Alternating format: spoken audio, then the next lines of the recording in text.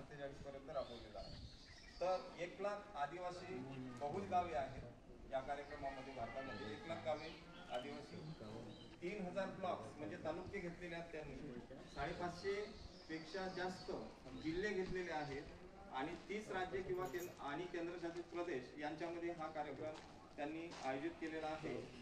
आणि सरकारचं स्वप्न आहे की 2047 पर्यंत हे एवढी गावं आहेत ती विकसित झाली पाहिजे असा या। आता यामध्ये काय प्रमुख उद्दिष्ट कोणत्या या कार्यक्रमाची?